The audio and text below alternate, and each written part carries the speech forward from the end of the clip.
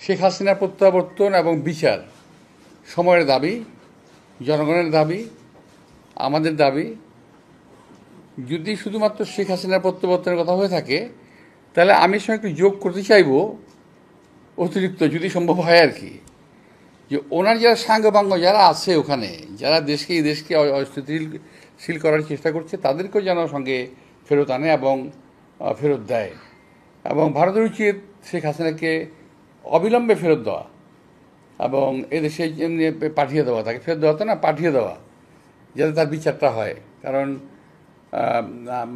একটা ফ্যাসিস্টের বিচার হওয়া খুব জরুরি। এটা শুধু বাংলাদেশের জন্য না, সারা বিশ্বের জন্য এটা খুব জরুরি, যে কোনো ফ্যাসিস্ট কখনো বিনা বিচারে যেতে পারে না। তো যদি এটা হয়ে থাকে, আমি যে সমস্ত পয়েন্টে যেগুলো কথা হচ্ছে, যেগুলা তিস্তা নিয়ে কথা হচ্ছে, তিস্তা তো এটা নিয়ে আমি তো মনে করি কথা বলার প্রয়োজন নাই। তিস্তা ছেড়ে দিতে হবে, কিংবা তিস্তা আমাদের যে প্রয়োজনীয় সংস্কারটুকু করতে হবে, তিস্তা যে দরকার যে বার্তা করতে হবে আমাদের করতে হবে। এখানে তিস্তা ফারাক্কা নিয়ে কোনো ছাড় যদি বাংলাদেশ দেয়, তাহলে কিন্তু এখন যে আমাদের অবস্থান এবং যে অবস্থা, দেশে মানুষের যে মানসিক অবস্থা, আমাদের অর্থনৈতিক অবস্থা যাই থাকুক না কেন, মানসিক অবস্থা বাংলাদেশের মানুষের অত্যন্ত শক্ত এবং শক্তিশালী একটা অবস্থানে আমরা এখন আছি। এই অবস্থায় আমাদের ভারতের সঙ্গে যে চুক্তিগুলো, অসম চুক্তিগুলো হয়েছে, সেগুলো যেমন বাতিল করা দরকার, তেমনি যে চুক্তিগুলো অসম এবং কার্যকর হয় নাই আমাদের এখানে দেশে, যেটা বাংলাদেশের পক্ষে যাবে, যেগুলো যেমন ফারাক্কা বার্তা চালু করা, তিস্তার বাদ চালু করা, এগুলো অত্যন্ত প্রয়োজনীয়। সীমান্ত হত্যা বন্ধ করা, এগুলো নেহায়তই একটা বাস্তব বিষয়। এগুলোকে বন্ধ, বাদগুলো চালু করা এবং সীমান্ত হত্যা বন্ধ করা, এগুলো যদি আলোচনা হয়ে থাকে, নিশ্চয়ই একটা ভালো আলোচনা হয়েছে আমি মনে করি। এবং আমি বিশেষ করি যে ভবিষ্যতে ইউনূস সাহেব আরও ভালো কিছু আলোচনা করবেন, ভালো রেজাল্ট আমাদের দেবেন। আমার মানে সাবজেক্ট শেষ করো। সম্মেলনে তার যে বাংলাদেশে ক্ষমতাটা আরোহণ হয়েছেন, তার মূল অগ্রাধিকার হিসেবে নির্বাচনের কথা বলছেন। আপনারাও নির্বাচনের কথা বলছেন। এইখানে আসলে একটা কথা কি, নির্বাচন আর সংস্কারের কথা নিয়েই কিন্তু আজকে আমরা এখানে সত্যিকার অর্থে আমার আজকের এখানে বসাটা।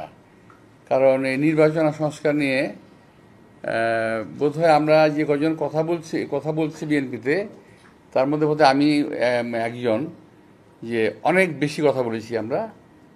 এবং এইটা দেখলাম কালকে এবং গত 3 দিন ধারাবাহিকভাবে কিছু লোক, আমি যেটা বললাম কিছুক্ষণ আগে, যে আমার বাগানে শূকরের উপদ্রব শুরু হয়েছে, তো ওই কিছু শূকর উপদ্রব শুরু করেছে আমাদের বাগানে। আমি ওই শূকরগুলোর সম্বন্ধে কিছু বলতে চাই, যাদের কোনো কাজ নাই কচু ক্ষেতের কচু ভাঙা ছাড়া। তো যে কথা বলছেন যে ইউনূস সাহেব, ডক্টর প্রফেসর ইউনূস সাহেব যদি বলে থাকেন নির্বাচনের কথা, ভালো বলেছেন। নির্বাচন তো, আচ্ছা আমি বুঝি না, নির্বাচন না দিয়ে কী করবে এই গভর্নমেন্ট, এই সরকার, আমি এটা বুঝি না। কী করতে, ধরে নেন নির্বাচনে আমাদের কোনো দাবি থাকলো নাই, ধরে নেন কথা বলছেন, কী করতে পারে একটা সরকার? কতদিন বিনা নির্বাচনে থাকতে পারে? এটা সম্ভব না। যদি বিনা নির্বাচনে সরকার থাকতে পারতো, তাহলে তো হাসিনাই থাকতো। যেহেতু হাসিনা নির্বাচিত ছিল না, সেটা চলে যেতে হয়েছে বাধ্য হয়ে। তো ডক্টর মোহাম্মদ ইউনূস বোধহয় সঠিক সিদ্ধান্ত নিয়েছেন, এবং উনি যদি নির্বাচনের কথা বলে থাকেন, আগে বলেছেন, এখন যদি বলে থাকেন, ভালো বলেছেন, সঠিক বলেছেন। নির্বাচনটা হওয়া দরকার। এক গ্রুপ আছে দেশে, এক গ্রুপ আছে বিদেশে, যারা নাকি নির্বাচনকে বাদ দিয়ে সংস্কারের কথা বলছেন, আবার বলার চেষ্টা করছেন যে বিএনপি সংস্কারের কথা শুনলেই বিএনপির মেজাজ খারাপ হয়ে যায়। আমি এখানে আমার একটু তীব্র আপত্তি আমাদের, যে বিএনপি কখনো সংস্কারের বিপক্ষে নয়। বিএনপি বরাবর সংস্কারের পক্ষে, একই সঙ্গে বিএনপি নির্বাচনের পক্ষে, দুটোরই প্রয়োজন আছে।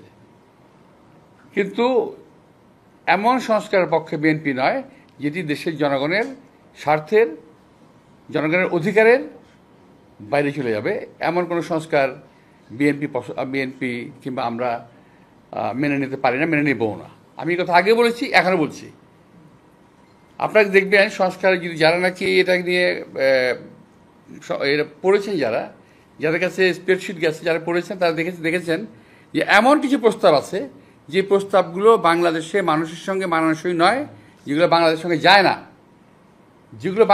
যায় না, বাংলাদেশের সঙ্গে, সেগুলো আমরা কেন মানব? এবং এই যে মানা না মানা নিয়ে কালকে দেখলাম এক ভদ্রলোক, যিনি, আমি নাম নিচ্ছি না, তবে আপনি বুঝে নিন, যিনি দরবেশের সালমান রহমানের টাকা খেয়ে মোটা হয়েছেন, স্বাস্থ্য ভালো করেছেন, চেহারা সুন্দর করেছেন, লম্বা লম্বা কথা বলেন বাইরে থেকে। খুব দুর্ভাগ্যজনকভাবে উনি আমার সম্বন্ধে কালকে বাজে কথা বলেছেন। তো বলতে থাকুক, আমি বলেছি না যে আমি যে বলেছি আগে, আজকে বলি, এখন বললাম যে এখনও যে সংস্কারের কথা বলার কারণে আমি নাকি সংস্কার মানি না। আমি বলছি ওই সংস্কার মানি না যে সংস্কারটা দেশের মানুষের প্রয়োজন নাই। আমি সে কথা বলেছি। তারা যদি ভুল বুঝে এবং দরবেশের টাকা খেয়ে শরীর স্বাস্থ্য ভালো করে বিদেশে থেকে এই দেশের রাজনীতিবিদদের সম্বন্ধে কুৎসারণা করে, গালিগালাজ করে, এবং আমি আশ্চর্য হয়ে গেলাম। প্রথম গালিগালাজ শুরু করলো তারা আমাকে, তারপরে তারা শুরু করলো আমাদের সেক্রেটারি জেনারেল মির্জা ফখরুল সাহেবকে, তারপর তারেক রহমান সাহেবকে, আমাদের অ্যাক্টিং চেয়ারম্যান, এমনকি তার পরিবার সম্পর্কেও তারা কথাবার্তা বলা শুরু করেছে। আমার আজকে কিন্তু মূলত এই কথাই বলাই ছিল, আমার অন্য কোনো সাবজেক্ট ছিল না। এটাই ছিল আমার বক্তব্য যে ওরা আসলে চাচ্ছেটা কি। ওরা বিএনপিকে কিংবা আওয়ামী লীগকে কিংবা অন্য কাউকে ওরা ভালোবাসে না।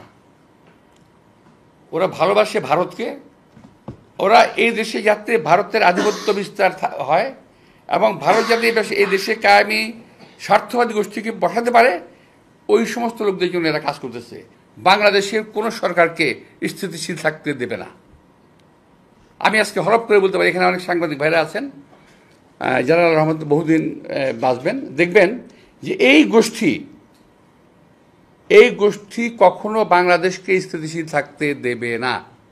কখনো আমার বিরুদ্ধে, কখনো ওর বিরুদ্ধে, কখনো তার বিরুদ্ধে লেগেই থাকবে। ফাঁক দিয়ে কী হবে জানেন? ওরা ওই যে ইউটিউবের মধ্যে কি যে পয়সা কামানোর একটা রাস্তা আছে ওদের, সে পয়সা কামাই দিচ্ছে। আরে ভাই, পয়সা যদি লাগে আমাদেরকে বল, আমরা চাঁদা দিলে দিব না, অসুবিধা নেই তো। আর ইচ্ছা, আর যদি প্রয়োজন হয় আল্লাহর রহমতে আমার দেওয়ার ক্ষমতা আছে, আমি দেবো না পয়সা লাগলে। কিন্তু পয়সার জন্য দেশকে ধ্বংস করার কোনো প্রয়োজন নাই। এরা যা করতেছে, আজকে আমি খুব দুঃখের সঙ্গে কথাগুলো বললাম, এই ধরনের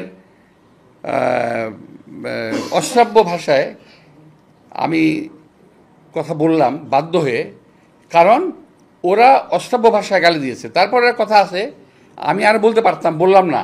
কুকুরের কাজ কুকুর করেছে, কামড় দিয়েছে পায়। আমি আর বাকিটা বলতে যাচ্ছি না।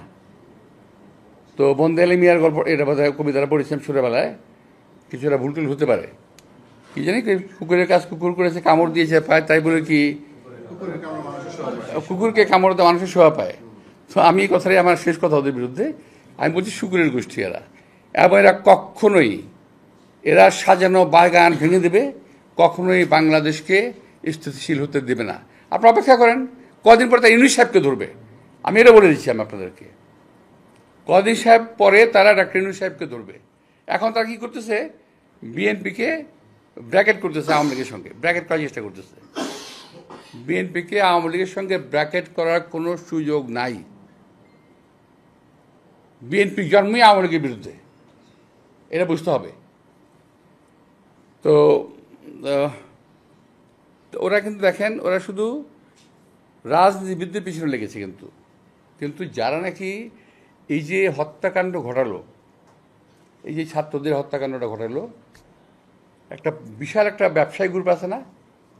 আপনারা দেখেন নাই 3 তারিখে, 3 তারিখে আগস্টের 3 তারিখে যারা হাসিনার সঙ্গে দেখা করেছিল, মিটিং করেছিল, এবং বিভিন্ন ভাষায় তাকে এমনভাবে কথা বলেছিল যে হাসিনা খুন করতে উৎসাহিত হয়েছিল, তাদেরকে এমনভাবে প্রভোগ করা হয়েছিল যে হাসিনাকে খুন করতে উৎসাহিত করা হয়েছে। সেই লোকগুলোর সম্বন্ধে তারা কিছু বলে না, তারা কিছুই বলে না, তার মুখে কোনো শব্দ নাই, তারাও বলে না। আর তাদের যারা বাংলাদেশে যাদের লেজুর ভিত্তি করতেছে, যারা নাম বলবো না আমি, আমাদের স্নেহাসপদ, আমি এর বলছি না, আমরা বলছি না, তার যারা লেজুর ভিত্তি করতেছে আপনারা দেখবেন যে তারা একই ভাষায় কথা বলে, ওদের টন এবং এদের টন কিন্তু মিলে যায়। তো ওরাও কিন্তু এই ব্যাপারে কোনো কথা বলছে না। আপনারা খেয়াল করে দেখেন যে কতগুলো ব্যবসায়ী, আমি নাম বলতে পারি কিন্তু নামগুলো বলবো না আমি এদের, তো এরা কিন্তু আওয়ামী লীগের পক্ষে কাজ করেছে, এখন বিএনপির বিপক্ষে সমস্ত, আমাদের এখানে অনেকেই আছেন আপনারা যারা নাকি বিএনপির বিপক্ষে কাজ করতেছেন টিল নাও, কিন্তু ওদের বিরুদ্ধে কোনো কথা তারা বলতেছে না। সকলে মিলে বিএনপিকে বিরুদ্ধে লাগছে। কথা হলো বিএনপি একটা দেশপ্রেমিক, জাতীয়তাবাদী দেশপ্রেমিকের একটা দল। এই দলটাকে যদি শেষ করা যায় তাহলে ফ্যাসিজম এবং আধিপত্যবাদকে বাংলাদেশে পার্মানেন্ট করা যাবে, এই হলো তাদের টার্গেট। তো আমি যেন প্রশ্ন না থাকলে আমি এখানেই শেষ করি। আর একটাই বিষয় আমি আরেকটা বলতে চাই যে আপনারা খেয়াল করে দেখবেন বিএনপির সঙ্গে আওয়ামী লীগকে ট্র্যাক করতেছে, কিন্তু আমার কথা হলো যদি বিএনপি আওয়ামী লীগের সঙ্গে বিএনপিকে ট্র্যাক করে, তা আওয়ামী লীগের নেতারা গ্রেপ্তার হওয়ার পরও, এই সময় মার্ডার কেস সহ গ্রেপ্তার হওয়ার পরও মুক্তি পায় কীভাবে? তারা কীভাবে মুক্তি পেল? এবং তারা সাজা খাটা এই অবস্থায় মানে রিমান্ড থাকা অবস্থায় মুক্তি পেয়ে গেল, কি করে সম্ভব? অথচ এদেরই প্রভোকেশনের কারণে হাসিনা আজকের এই দুরবস্থা হয়েছে, দেশটার দুরবস্থা হয়েছে। তো আমি আপনাদের সবাইকে ধন্যবাদ দিচ্ছি আজকে আসার জন্য। হ্যাঁ,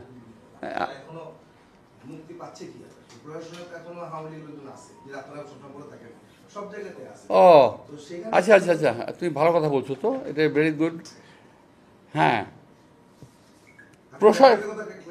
প্রশাসন কিন্তু না, শুধুমাত্র প্রশাসন তো বটেই। আমি এই কথা বলেছি বক্তৃতায়, সাংবাদিকদের আমি সচিবালয়ে,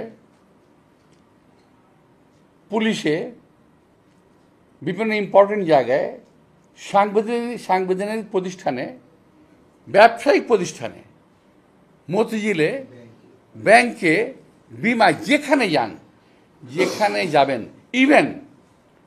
ইভেন যে ব্যবসায়ীর জায়গাগুলো আছে না, একটা স্বাভাবিক এই যে কতগুলো প্রতিষ্ঠান আছে না, যে মানে আজ কিছু প্রতিষ্ঠান আছে, সেখানে কিন্তু একবারে পুরা ওরা মৌরুষি পাট্টা গেঁথে বসে আছে।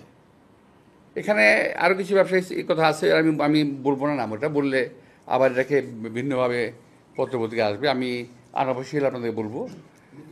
তো মিডিয়া তো আর কি বলবো, মিডিয়া তো বিএনপির পক্ষে কখনোই ছিল না, এখন মাঝে মাঝে দুই একটা থাকে, আসে, বললে কষ্ট করে লেখে আর কি বিএনপির জন্য বলেও। হ্যাঁ, না না না, আমাদের অ্যাকচুয়ালি বিএনপির কোনো মিডিয়া চ্যানেল, এটা হলো বিএনপির এবং আমাদের সবচেয়ে দুর্ভাগ্য যে এটা আমরা বিল্ড আপ করতে পারি নাই, এখন থেকে না, বহু আগে থেকেই। তো হ্যাঁ, এটা থেকে নজর দিতে হয়, আমরা বিল্ড আপ করতে পারি নাই, এটা আমাদের দুর্ভাগ্য। হ্যাঁ, ঠিক আছে, ওকে। একটা বিষয় ভাই, আপনার একটা প্রশ্ন আছে, মানে আমার দুইটা প্রশ্ন, একটা প্রশ্ন উত্তর দিলে আমি ওটা বলবো। সেটা হচ্ছে যে যেহেতু আওয়ামী লীগ নাই, আওয়ামী লীগ এবং বিএনপিকে যদি ভাবা হয় দল হিসেবে, বড় দল হিসেবে মানুষ ভাবতে পারে, কিন্তু এটা কিন্তু ঠিক না। কারণ প্রতিটা দলেরই কিন্তু নিজস্ব একটা শক্তি আছে, প্রতিটা দলের নিজের একটা ক্ষমতা আছে, প্রতিটা দলের পপুলারিটি আছে। এবং বিএনপি যদি নির্বাচনের ক্ষেত্রে প্রশ্ন আসে, সেক্ষেত্রে আমি বলবো যে বিএনপি সবাইকেই প্রতিদ্বন্দ্বী ভাবে, প্রতিপক্ষ না। বিএনপি কাউকে প্রতিপক্ষ ভাবে না, প্রতিদ্বন্দ্বী আমরা ভাবি। এখানে আওয়ামী লীগ না থাকলে ইউআরএফ অনেক আছে, অনেক দল আছে, অনেক দল আছে, অনেক মত আছে, অনেক মানুষ আছে, তারা সকলেই বিএনপির প্রতিদ্বন্দ্বী। তাহলে আপনাদের কেন প্রতিপক্ষ করা হচ্ছে সবাই? সবাই কেন আপনাদেরকে প্রতিপক্ষ করা হচ্ছে? আমি তো হ্যাঁ, এটা তো আমরা সাংবাদিক হিসেবে দেখি না অন্য কোনো দলকেও আপনি যারা কথা বললেন বাইরে যারা আছে, হ্যাঁ, হ্যাঁ। দেশের বাইরে যারা আছে এবং দেশের ভিতরেও যারা আছেন, যাদের বলেন যে ভারত ভাই, সে একটা জঙ্গলের মধ্যে অনেক গাছ থাকে, বট গাছের উপরে বাতাস লাগে বেশি, বুঝতে পারছি? বট গাছের উপরে বাতাসটা বেশি লাগে, কারণ বট গাছটা অনেক বড়।